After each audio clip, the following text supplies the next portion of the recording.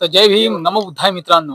15 जानेवारीला नागपूर महानगरपालिकेचे इलेक्शन आहे आणि आता आपण आलेलो आहोत सध्या हिवरी नगर येथे. इथे वंचित बहुजन आघाडी यांच्याकडून राकेश दशरथ धारगावे सर सध्या उभे आहेत प्रभाग क्रमांक 26 ड कडून. तर आपण त्यांच्याकडून ह्या महानगरपालिका निवडणुकीच्या बद्दल आपण त्यांच्याकडून थोडक्यात माहिती घेऊ मित्रांनो. तर तुम्ही कुठेही नका जाऊ, आमच्या सोबत राहा. यहाँ पर उम्मीदवारी वंचित बहुजन आघाड़ी से ली है। वंचित बहुजन आघाड़ी से आप अकेले यहाँ पर में उम्मीदवार हैं या फिर और भी पैनल यहाँ बना हुआ है? यहाँ पर इस बार वंचित बहुजन आघाड़ी का जो हमारी आघाड़ी होने वाली थी उस वजह से यहाँ पर पैनल नहीं बन पाया, तो यहाँ पर अभी वंचित बहुजन आघाड़ी का एक में उम्मीदवार जो सर्वसाधारण ग्रुप है मेल का, तो उसमें मैं अकेला खड़ा हूँ यहाँ पर। हम इस आपसे पूछना चाहेंगे कि क्योंकि इलेक्शन का माहौल है, इलेक्शन में बहुत सारे लोग विकास का मुद्दा लेके चलते हैं और भी काफी सारे बड़ी बड़ी राजनीतिक पार्टियों के मुद्दे, आप किन मुद्दों को लेकर बात कर रहे हैं? ये नागपुर महानगर पालिका का जो इलेक्शन होता है ये लोकल मुद्दे के ऊपर होता है। यहाँ के जो लोग रहते हैं उनकी उनकी जो अभी यहाँ पर भारतीय जनता पार्टी के जो पिछले अभी 15 सालों से यहाँ पर भारतीय जनता पार्टी का शासन है और पिछले 15 सालों में यहाँ पर जो लोगों की जरूरत है, यहाँ पर एक अच्छी शिक्षा का जरूरत होती है, अच्छे स्वास्थ्य की जरूरत होती है और दोनों चीजों में यहाँ पर भारतीय जनता पार्टी का शासन नाकामयाब रहा। क्योंकि यहाँ पर प्रभाग क्रमांक 26 में आप देखोगे तो डंपिंग यार्ड मुख्य यहाँ पर समस्या यहाँ के लोगों की है। तो अब डंपिंग यार्ड की वजह से यहाँ के लोगों के स्वास्थ्य के ऊपर इसका बुरा असर हो रहा है और स्वास्थ्य के साथ ही साथ यहाँ पर अगर उनके स्वास्थ्य के ऊपर बुरा असर हो रहा है पर यहाँ पर भी कोई कोई दवाखाना या हॉस्पिटल की अभी तक यहाँ पर नहीं है कि आप प्रभाग क्रमांक 26 का अगर आप कहीं पे भी दौरा करोगे कि वहां पर कोई 20 से 25 बेड वाला कोई भी हॉस्पिटल यहाँ तक अभी महानगर पालिका ने यहाँ पर बनाया नहीं है।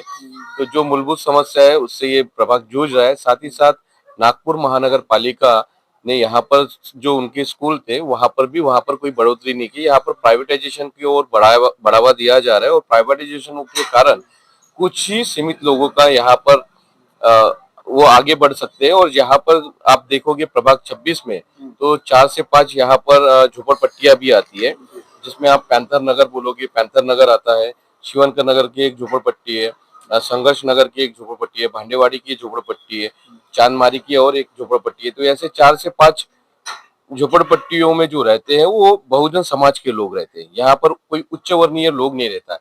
तो यहाँ पर अभी दो समस्या दिख रही है, एक उच्च वर्ग और एक एकदम नीचे दबा हुआ जो पूरे कर्ज में डूबा है, क्योंकि वो अपने बच्चों को अच्छी शिक्षा नहीं दे पाएंगे क्योंकि प्राइवेटाइजेशन हो गया, सरकारी स्कूलें बंद हो गई है। स्वास्थ्य के लिए भी उनको दर दर भटकना पड़ता है। यहाँ से अगर किसी को स्वास्थ्य के लिए अगर कोई जाना पड़ेगा तो मेडिकल पे ही जाना पड़ता है या मेयो हॉस्पिटल यहाँ से काफी दूर होता है, जो उनको आर्थिक हालात की वजह से वो बेयर नहीं कर सकते वो चीजें नहीं। तो ये यहाँ की आर्थिक मुख्य समस्या है। और साथ ही साथ अगर आप नागपुर महानगर पालिका का इलेक्शन बोलोगे और नागपुर स्मार्ट सिटी की अगर बात करती थी भारतीय जनता पार्टी पिछले 5 सालों में, आपने सुना होगा स्मार्ट सिटी का एक एजेंडा था कि हर जगह लोकेशन में सीसीटीवी कैमरे लगने होते, रोड की अच्छी व्यवस्था होनी थी, झोपड़पट्टियों का विकास होना था। साथ ही साथ अगर आप इनका झोपड़पट्टियों का विकास होगा बोलोगे तो वो विकास भी नहीं हुआ है। आप 24 घंटे पानी देने का वादा स्मार्ट सिटी के अंदर किया गया, जो कि यहाँ पर बहुत मुश्किल से 1 या 2 घंटे लोगों को पानी, तो जो मूलभूत उनकी समस्या है अभी भी 15 सालों में वो खत्म नहीं हुई है। तो इसीलिए अभी वंचित बहुजन आघाड़ी की ओर से हमने उम्मीदवारी ली है और हम ये सरकार से कैसे काम, क्योंकि नागपुर महानगर पालिका का जो बजट है वो कम से कम 5,500 करोड़ का बजट होता है। 5,500 करोड़ में अगर ये चीज नागपुर महानगर, क्योंकि ये लोग महानगर पालिका पैसा कहाँ से जमा करती है, ये नागपुर महानगर पालिका गरीबों से 1-1 रुपया हर चीज से पैसा, उनके रहने का भाड़ी पट्टा लेता है, टैक्स में हर जगह से वहां पर लोगों से टैक्सेस जमा करके वो महानगर पालिका के पास फंड आता है। और वही फंड अगर उनकी मूलभूत समस्याओं के लिए अगर यूज नहीं होता तो वो दिक्कत है। और इसलिए वंचित बहुजन आघाड़ी की ओर से अगर मैं यहाँ से जीत जाता हूँ तो खास करके जो मूलभूत समस्या उसे हम खत्म कर देंगे। ये तो ही मूलभूत समस्याओं की बात, लेकिन अक्सर देखा गया है कि राजनीतिक दल के जो लोग होते हैं खास करके युवाओं को टारगेट करते हैं। तो इस क्षेत्र के युवाओं के लिए आपके पास में क्या प्रोविजन है? युवाओं को टारगेट करते और युवाओं को टारगेट करके आपने देखा भी होगा कि जैसे युवाओं को टारगेट है तो वंचित बहुजन आघाड़ी ने इस बार जो उम्मीदवारी भी दी है वो युवाओं को दी है, क्योंकि युवा ही जान सकते हैं कि युवाओं की परेशानी क्या है। उनको आज नौकरी नहीं मिल रही, आज वो कहाँ पर बदहाली में अपना जीवन व्यतीत कर रहे हैं। आप देख रहे होगे कि उनके पास काम नहीं होने की वजह से वो ज्यादा से ज्यादा समय पान शॉप में दिखेंगे, इधर देखेंगे।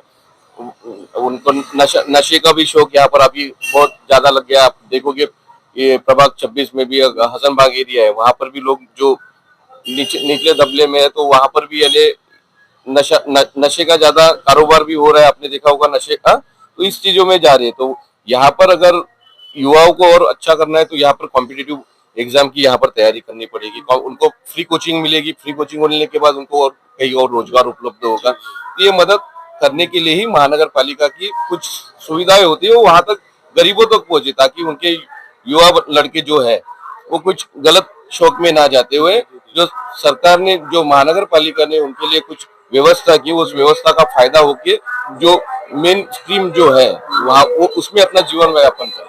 राकेश जी, अगर हमारी आपको शुभकामनाएं है कि अगर आप जीतते हैं तो बड़ा सपना क्या होगा राकेश जी का कि नागपुर के परिक्षेत्र में?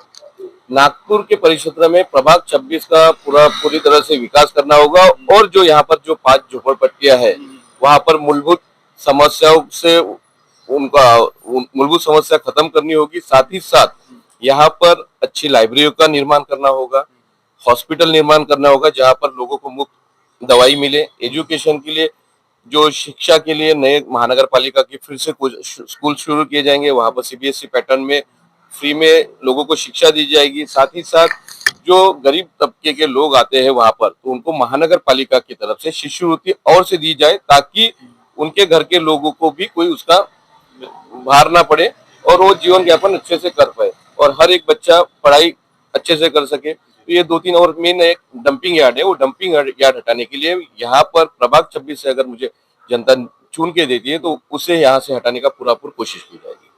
तर मित्रांनो, ह्या व्हिडिओला तुम्ही काय म्हणताय आम्हाला कमेंट बॉक्स मध्ये नक्की सांगा, आणि ह्या व्हिडिओला जास्तीत जास्त प्रमाणात शेअर करा, लाईक करा, आणि सगळ्यात जास्त महत्त्वाची गोष्ट माझ्या चॅनलला सबस्क्राईब करा। जय भीम, नमो बुद्धाय.